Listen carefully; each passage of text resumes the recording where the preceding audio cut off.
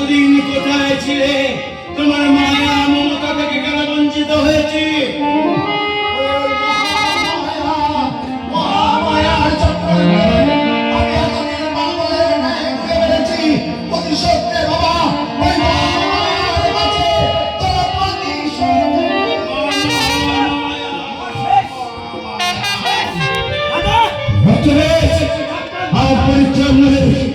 চিরতরে মা মহামায়ার নাম লুপ্ত করে দেব। দুই ভাতা মিলে এখনই মা মহামায়ার নাম লুপ্ত করে দেব।